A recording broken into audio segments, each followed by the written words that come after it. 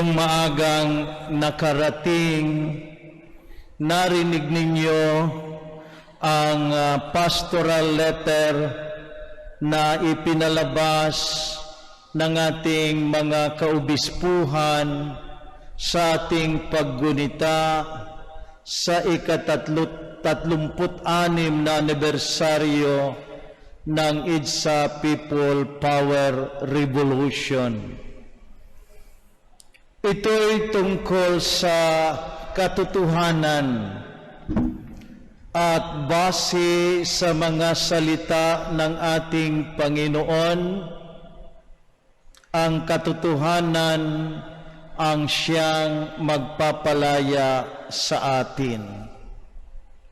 Napakahalaga ng katotohanan at ang katotohanan ay kinakailangan natin harapin, kinakailangan natin tanggapin, dahil hindi maaring hindi tayo mamuhay sa katotohanan. Kinakailangan nating harapin at tanggapin kahit ang katotohanan ay masakit sa ating pandinig.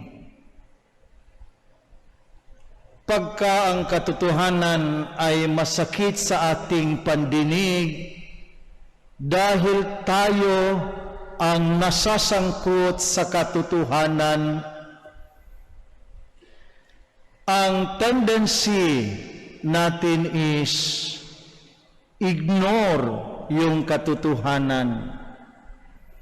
Ang maaari nating gawin, labanan ang katotohanan sa pamamagitan ng pagsisinungaling.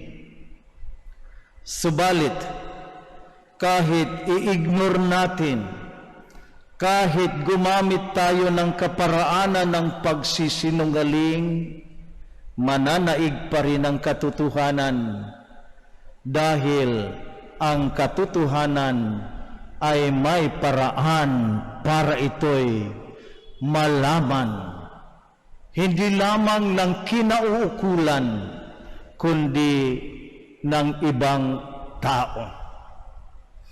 Kaya nga ngayon sa ating ebanghelyo, ipinapaalala sa atin ng Panginoon na kung masakit para sa atin ang katotohanan, tanggapin ang katotohanan, ang assurance naman na ibinibigay sa atin ng ebanghelyo, ito ay magpapalaya sa atin. Ito ay magbibigay sa atin ng integridad at kredibilidad. Ito'y magbibigay sa atin ng buhay. We do not want to hear anything negative about ourselves. Kaya nga, kapag mayroon tayong mali, mayroon tayong kasalanan, itinatago natin sa kaalaman ng iba. Dahil kahihiyan ang dulot nito sa ating sarili. And we want to protect our image before others. Kapag tayo ay kino-confront, marami tayong ginagawang justification just to excuse ourselves or to avoid yung tinatawag nating accountability or liability for what we have done.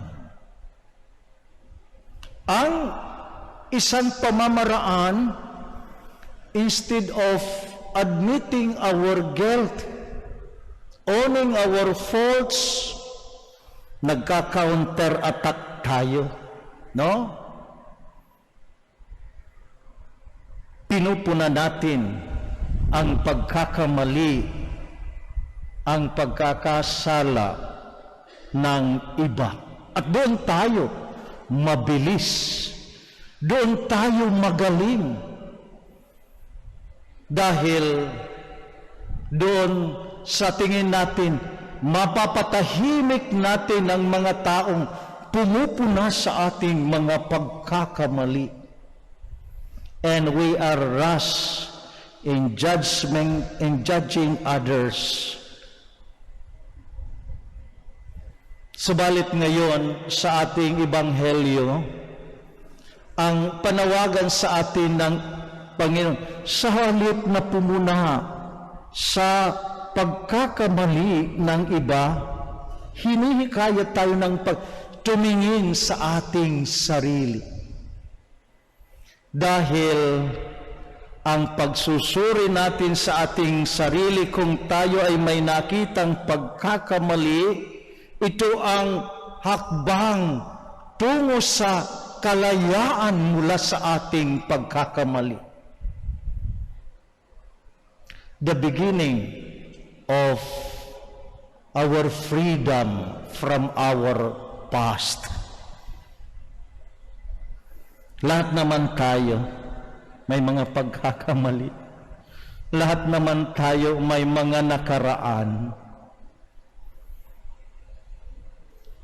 At doon, sa ating pagtingin sa ating sarili, hindi naman ibig sabihin, wala na tayong pag-asa. Hindi na tayo maaring magbago. Hindi na natin maisisave yung ating sarili sa kahihiyan. Kundi doon sa ating pagsisimulang maituwid ang ating sarili, nagkakaroon tayo, una, ng pagkakataon umunawa sa ibang tao sa ganyang kalagayan. Sa halip na maging mapaghusga tayo, nagiging mapag-unawa tayo sa ating kapwa. At doon sa pag-unawa natin sa ating kapwa, nagagawa nating tumulong sa kanilang naging katulad natin. Kaya nga, ito yung nakikita ko sa nadahilan kung bakit ang ating Panginoon pinili niya, hiniran niya ang mga naging alagad niya at naging mga apostol na sa tingin ng mga Parisiyo at mga eskriba, mga makasalanan, hindi karapat-dapat maging mga alagad ng ating Panginoon. The Lord has chosen to become His disciples and apostles, sinners like us. Nang sa ganon, sa kanilang pagkilala sa kanilang sarili, matututo silang umunawa at magmalasakit sa mga katulad nila. So, hindi ibig sabihin dito sa ating ebanghelyo na ipinagbabawal yung pagpuna sa kapwa. Magagawa natin ito in the spirit of yung fraternal correction. No? May pagmamalasakit ka sa iyong kapwa. May pagmamalasakit ka sa iyong kapwa. Subalit, base sa ating karanasan, hindi madali ang umamin. Hindi madaling tanggapin ang ating pagkakamali, ang ating pagkakasala. Kaya nga, ito'y nangangailangan ng kapakumbabaan, humility. Ang taong makapagpakumbaba siya lamang makagagawa nito.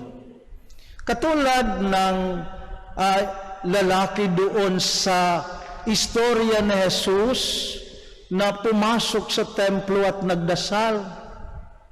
Wala siyang may pagmamalaki sa kanyang sarili. Nahihiya siya sa kanyang sarili. Hindi kaya nga tumingin sa harapan. He was just beating his breast and uttering these words, Lord, have mercy on me, for I am a sinner. Samantala yung isa, taas noo, ipinagmamalaki yung kanyang nagawa, and worse, sabi niya, hindi ako katulad nitong nasa likod ko, isang makasalanan. And the story that Jesus told to his disciples ended with this statement, of the two, it was the publican who went home justified by God. Mga minamahal kong kapatid, kahit pa man may mga nagawa tayong mabuti sa buhay at nakikita natin may mga taong nakagagawa ng pagkakamali ng kasalanan, hindi po ito nagbibigay sa atin ng authority to condemn, to judge others. Only God can do that. Ngayon sa ating ikalawang pagbasa, sinasabi sa atin na ang kamandag ng kamatayan ay pagkakasala. At paano tayo maliligtas sa kamandag ng kamatayan? Sa pamamagitan lamang ng taus-pusong pagpapakumbaba at pagtanggap sa ating sarili upang magawa natin ang unang hakbang ng pagbabago tungo sa kalayaan ng panibagong buhay. Sa darating na Miyerkules, magsisimula po tayo ng panahon ng Kwaresma. At paano tayo nagsisimula ng panahon ng Kwaresma? Sa pamamagitan ng pagpapahid ng dumi sa ating noo. Ng abo sa ating noo. Yung abong ipinapahid sa ating noo, hindi tanda ng kabanalan yan. Hindi tanda ng guhit ng pagiging mabuting tao. Yun ay tanda ng ating pagkakasala, ng ating masamang nakaraan. And we are submitting ourselves before the Lord, admitting our sinfulness, and trusting in His mercy and His love for us. At ito ang magandang balita para sa ating lahat. Hindi sinasara ng Diyos ang pinto ng pagbabago at panibagong buhay dahil lamang sa isang pagkakamali. No matter how grievous is the sin that we have committed, nariyan ang Panginoon with open arms, always ready to welcome us back to His fold. Mga minamahal kong kapatid, bago tayo tumingin sa ibang tao at maghusga sa kanilang mga pagkakamali, tumingin tayo sa ating sarili. Kapag naiayos na natin, naituwid na natin ang ating buhay, saka lamang tayo magkakaroon ng ascendancy to correct others, but always in the spirit of charity. May pagmamalasakit, hindi may paghusga sa kapwa. Hingin natin, mga minamahal kong kapatid, it's not easy to do that. No? Mahirap. Ako, sa pagpapakumpisal, sometimes I have to explain doon sa penitent kasi ang daming mga justifications na ginagawa while admitting their sins. Sabi ko, naunawaan natin, for example, you are in the police station under investigation, that you will deny the crime that you have committed. I understand that when asked by the judge during the plea of guilt, ang sinasagot ng akusado, not guilty. Kasi nga, pag inamin mo, mapaparusahan ka. Pero kapag sa harap ng Diyos tayo ay umamin sa ating pagkakasala, hindi tayo husgahan, hindi tayo parurusahan. Palalayain tayo ng Diyos at bagong pagkakataon, bagong buhay ang naghihintay sa ating lahat.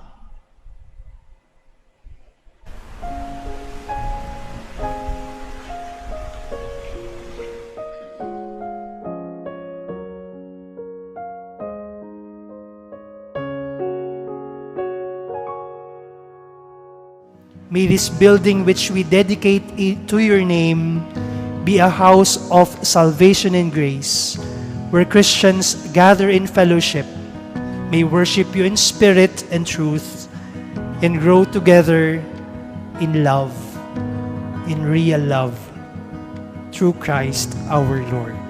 Amen. Maraming salamat po at magandang gabi sa inyo.